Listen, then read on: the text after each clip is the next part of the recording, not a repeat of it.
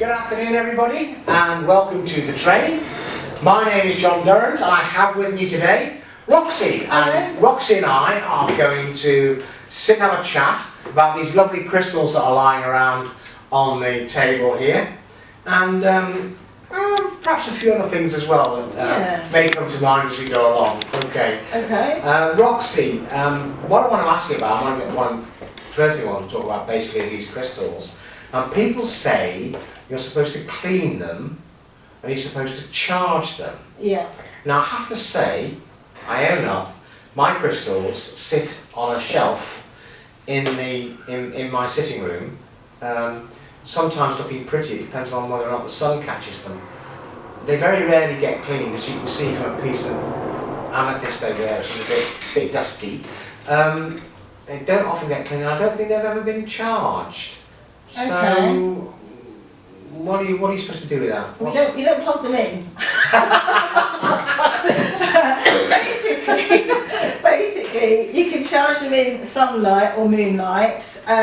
What you have to do with crystals is, more importantly than anything, is clear the negative energy, because they are absorbing energy all the time, and negative energy. And if you use them for healing, they will be picking up everything, because we're using them to deflect things or absorb things, and then they need to be cleaned as well. So hang on a minute, just ask you a question there. You say they're absorbing energy.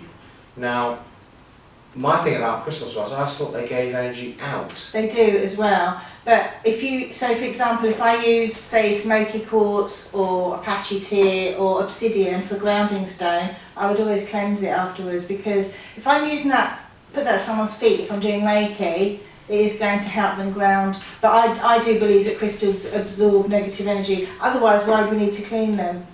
Because when we're charging them and cleaning them, you're getting rid of the negative energy. So the other thing you can do is smudge them with a joss stick incense or feather, sage. You can use that to clean your crystals as well. Cleaning them and re-energizing them makes sense to me. I'm not sure about the smudging or the feather. Okay. I can understand why the moon and the sun, because obviously we've got the sun's rays. Yep. That's energy, and they're energy rays. And one of the things we've discussed before on the show is about how crystals are formed. Yep. It takes millions of years, lots of energy, lots of pressure, so there is energy already in there. Yeah. And I can understand why the sunlight would help that and would help put that energy back in. I can also understand why the moonlight would help that as well, because again, we've discussed the moon's gravitational pull, and the moon's effect on things like magnetism and so on. So I can see that. But smudging or a feather? Yeah, basically, you know about sage and cleansing, I do. Okay, so you do that with crystals as well? It cleanses me when I eat too much of it. Okay. Right, okay, not quite sure how that works, but I don't think I want to know. Yeah, this is one of the things I was taught in my crystal healing course by a Reiki master, that you don't, I mean, you can technically put crystals in water to clean them. They talk about washing them with salt and water, don't they? I've never used salt, and some crystals would actually dissolve in water. They would, yeah. Like rock salt. Yeah. And I have a rock salt lamp at the moment, and with the weather being strange, it keeps going really wet, and it keeps changing. It's really, really bizarre. But obviously, again, rock salt lamps are really for ions, aren't they? Yeah. And again, this is scientific. I love the scientific sort of aspect of those sorts of things. So it starts getting wet. Yeah, I think it's to do with the atmosphere changing, and it's actually, I actually went in there the other day and there was like a pool of liquid around it. And was it salty? Or didn't you taste it? I didn't taste it. Oh. Why would I taste it? Because that's the first thing you do. No, I wouldn't. Scientifically, when you're testing something, you take it. No, I didn't. But anyway, so rock salt, for example, you wouldn't clean in water. No. You can clean them in running water. The best thing, obviously, is a spring. I have a crystal pendant, which is a carved face, and I went to Glastonbury with it. I happened to go to Glastonbury with it, and I put it in a chalice well. Oh yeah, I know water. That. Yeah. And it is clear quartz, but it was looking a bit grey, and it came out shining brilliantly. And he's got a little kind of faint smile, but he was really smiling when he came out. No, you can believe that or not, but he looked completely different when he came out of Chalice Well. So if I'm cleaning my crystals, I prefer to use water, like natural water like that, or I will usually use incense and a feather to waft it about. Okay. And if I wear necklaces, I always do it with them pendants. Right, now then, are we therefore, that one of the other things that you and I have mentioned, but we've discussed on the show, is intent. So, is there a degree of intent involved in this? Is it excuse me, so for example, if you're doing something with a crystal and you're using a smudging technique, is the intent what actually does it? Or The smudging would be after I'd use a crystal to clean it. Yeah, but with your intent. Yeah, your intent is to clean it, yeah. So intent's a major thing. Again, we're talking about with energy. Everything, intent is a major thing, isn't it? And you're putting energy back into it, aren't you? Yeah. So really, you're reinstating the energy back in the... And clearing away the negative energy. Interesting. I noticed as well when I was doing some reading on this that sunlight, they don't recommend that you leave things like amethyst or rose quartz or smoky quartz or anything like that too long in sunlight. And I presume that's because things like smoky quartz is a meditative, energy changing, mind changing, mindset changing stone. Amethyst is supposed to be a spiritual stone. Rose quartz is a love stone, and probably moonlight would be better. The wavelengths from moonlight would probably be more appropriate for those things. You're thinking of Romance in the Moonlight, aren't you? No, seriously. Might be too simple. No, I am simple. No comment. Thank you very much. I'm not sure. I mean, I've charged stones in the moonlight, but it was obsidian. So I haven't actually, I usually would use incense. I have put them in the sun. But I do I've used moonlight and incense more. I don't know why, maybe that's just, I think it's a preference thing as well. But also, everything you learn, it's like everything else, and everything you read, depending on the source, it can give you different, because you said that smoky quartz is a mind-changing stone, and I said I would use it for grounding. Do you think that's the same thing? Yes and no. Do you think it's similar? Being grounded and mind change. But changing, what you mean by mind changing? Shall I alter that line? It's like you say mood changing. So grounding would be to ground your mood. Yeah. You know, perhaps get rid of some anger, or perhaps get rid of some negative thoughts or whatever. Because I think that smoky quartz is very much a matter of getting rid of negativity. Yeah. So I go along with that. When I used to sell these in the shop, we used to talk about cleaning them. And I always used to say, and I admit, it came off the top of my head, it wasn't something I read. But it made sense to me that if you're going to wash them, to clean them, would it not be a better idea to take them in the shower with you or in the bath with you, so they've got a bit of you, it became personalised, became your stone? I don't think they're meant to be like that. And I was taught not to use tap water. Well, as a last resort, tap water is a last resort. It's got too much rubbish in it, because, isn't it? Well, I think the idea of them is they come from nature and they're treated by nature. That's the way I see it anyway. Okay. Do you really think all the different crystals all have different meanings? Completely. I personally, my own view is it's the intent. So I would say, yeah, okay, there's traditionally stones that are used for different things, but I would just use whatever I felt drawn to, or my client felt drawn to if I was treating someone. If they really loved a stone and I wanted to use it in therapy, I would. So I think it's about the intent, but a lot of things are. Yeah. That's what I think. Anyway. Yeah. No, I'm not disagreeing with that, because I've heard that so many times from so many different people on this show. For example, we talked earlier, we were looking at these stones here, and we were looking at the blue one. Celestine. Now you call it Celestine, and I call it Celestine. I don't know. We'll have to look that one up and see. It could we have two names. It's Cellus something. Yeah. But yeah, and I look at that, I like that stone very It much. is lovely. It's like clouds in heaven, isn't it? Never thought of that. I thought that's why it's called Celestine. I've never, Celestite. or whatever. I hadn't actually That's looked why I at thought it was called yeah, it. I hadn't actually thought of it like Really? that. No, I hadn't. Well, I'm going to look that up Right because it says in this book here, Celestite. You are absolutely correct. now. I usually am. Yeah, you're a woman, you're bound to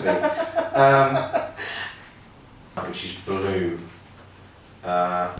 See, it's Yeah. celestial. It sounds like celestial. Yeah, okay, alright, I got it. You've learned something today about your favourite I have, stone. haven't I? But I really like that. It A lot is of people just beautiful. don't know what it is or what it's like or what it does. It's so different to the other stones, really, isn't it? It's Yeah. it's very different. So Yeah. it Oh, is- that's nice. It stands out. That's my little piece there.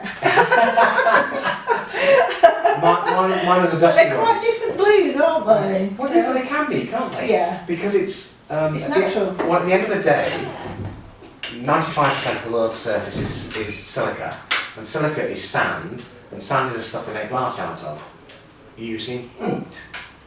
So naturally, they use heat of the earth. But if you get bits of extra stuff in there, It's gonna other change. chemicals, it's going to change the colours. But if you look at most of them, most stones, they are just plain quartz. Yeah. They've got the quartz shape to them, and then they're either bigger or smaller, Yeah. depending upon, I suppose, where they've come from, what they are, where they've been dug up, and all the rest of it. Yeah. And the colours change depending upon where they've come from. If you've got amethyst from South America, it's much darker than amethyst from Himalayas. Or is that the other way around? I know what Comments you to mean. the programme, please. Yeah, I know what you mean because it's what its surroundings. It's where it's come from, isn't Yeah. it? And I believe that little piece of what you said was a lemon quartz actually is from Wales. Okay. There's a lot more going on in Wales. An than I awful think lot goes most- on in Wales. People have a lot of misconceptions about Wales. Oh, I have heard, but I didn't like to say anything. Okay, so if these crystals being natural and things being used naturally, where do you use yours in? Where? I do Or what for? very much as you. They're beautiful. I like to look at them. Yeah, that's I like to what- have them. So some of them in a box in the study. Some of them are scattered around the house. I do use them in Reiki sometimes. It just depends. But I would tend to use more the grounding stones then. And I've used them to meditate as well in the past. What do you mean by using them to meditate? Is there... Well, you can hold them, or I sat with one in front of me. I told you the story earlier. Yeah. So you can hold them, and I don't know about you, but very often if you pick a crystal up, some can, although they technically are cold because they're rock, some of them can feel warm, or hot, or cold, or really cool, or you can feel. Sometimes you can actually feel something from. I have to holding the stone. say that skeptic though I am, and this show does say it's about things scientific, skeptic though I am, I have felt vibrations from stones, Okay. and I have felt things. I can't really put it more than just things from stones. Okay. But in actual fact, I've picked up stones on the beach, just Oh, pebbles, I do that too. Yeah. and found that they've got something about them that's just attractive. Yeah. Yeah. Yeah. Well, yes, I would say special, but they are in fact special. But things like this piece of rose quartz that's there, it's actually got an indentation that your thumb falls into quite naturally. Yeah. Now, I gave that to a friend of mine who's since passed away, and he used to sit with it for hours, just sit with it, and just his thumb was just in the little groove. Yeah. His thumb was in the little groove. He would just sit and just let his. When he died, very shortly after he died, I was sitting with that on the sofa at home, just sitting there, and my wife, as she was then, she just said, "Oh, hello, Tommy," because Tommy was the guy giving it to, he just put in an appearance out of nowhere. Okay, could have been imagination, could have been all sorts of things, but I like to think that there's a bit more to it than that. And that it was actually the vibration of the two of us together that produced the energy to let him come through for that. Yeah. And I thought that was quite special. Yeah. Now I know a lot of other people think the same thing with crystals, and I know they come up a lot in natural religions, paganism, Wiccans and so on. Yeah, they use them all the time. Use them a lot as well. Yeah. What do you know about that? And paganism. Well, paganism, as I was saying before, it has a lot of negativity around it, and a lot of films or TV shows, they will use it in a negative way. But it's actually a very gentle thing. The general belief of pagans is that they're not to cause harm to anyone, and it's always supposed to be goodwill and good intent, and their saying is blessed be. But they're very in tune with nature. Stop. And their saying is Blessed be. blessed be. That's like a greeting, or it literally is a blessing. And I know we did this before, but it is about like go forth and prosper. It's a very similar sort of. Except I can't do it. That's why he did it.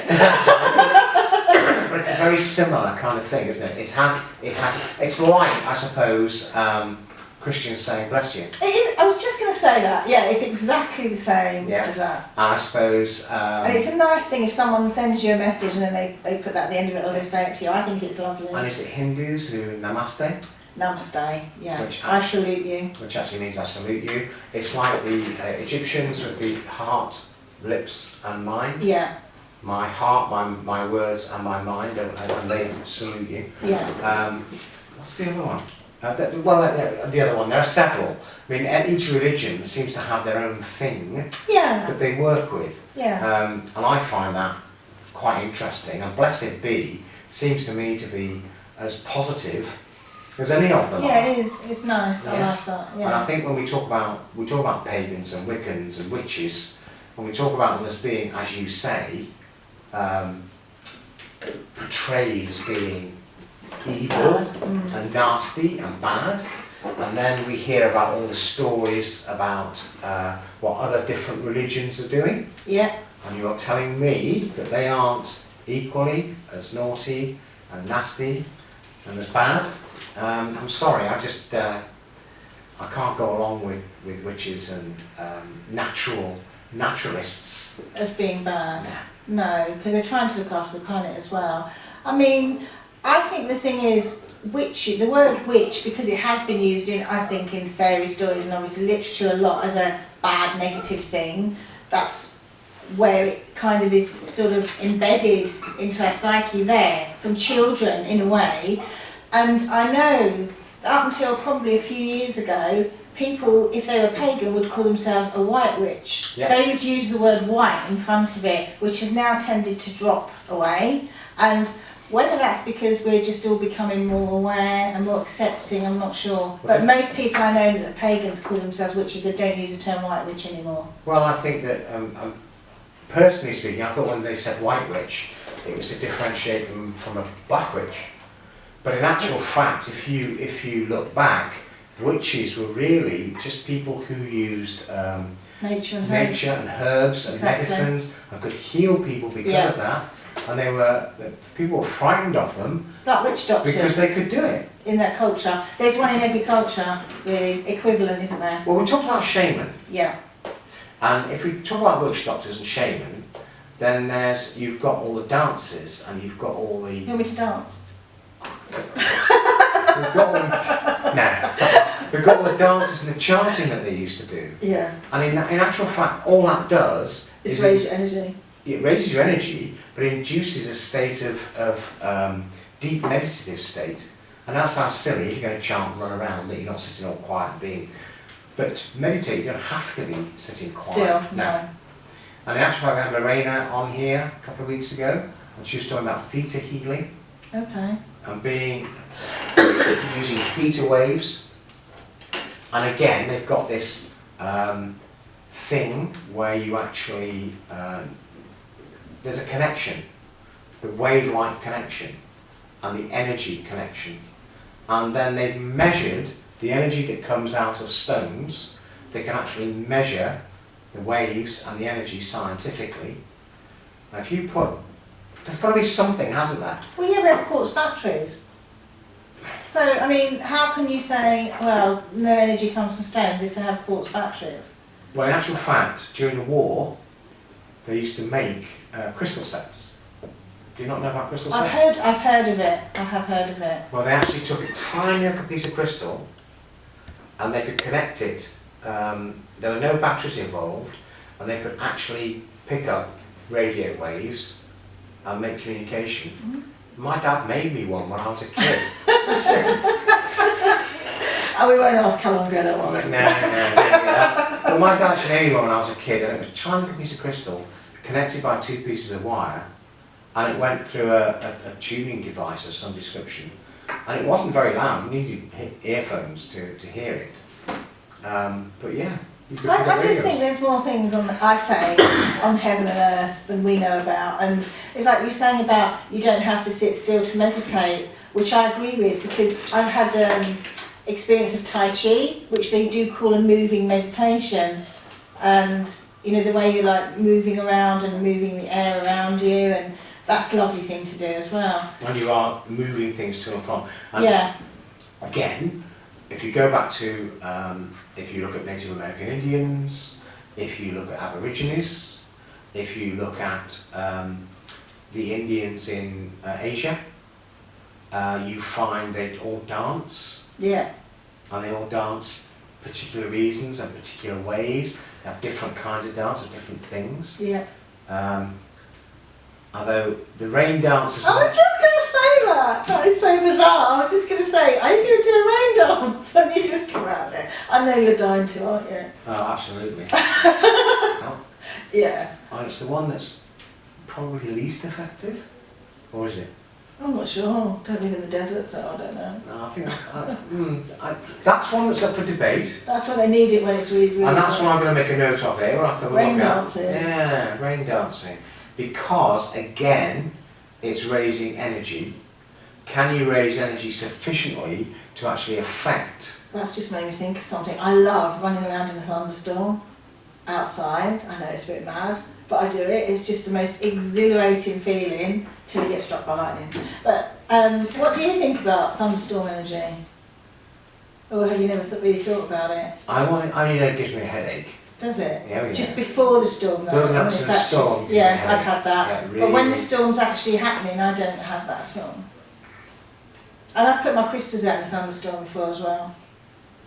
You put your crystals out in a thunderstorm? Yeah. Just to see. Well, I just thought they might like it.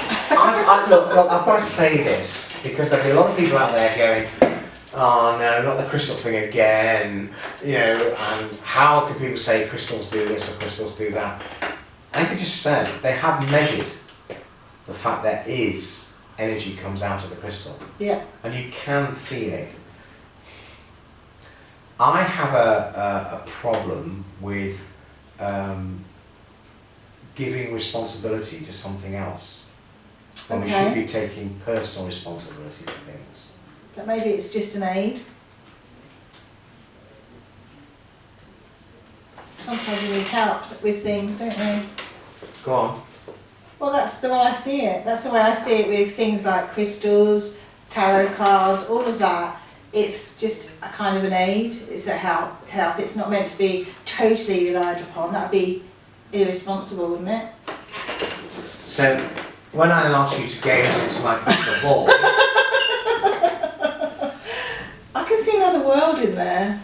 I don't know whether it's the inclusion, but there's definitely another world in there. Well, in actual fact... It looks like, when you have it a certain way, it looks like a landscape. Well, the thing was, when Joel came away from Krypton, he actually...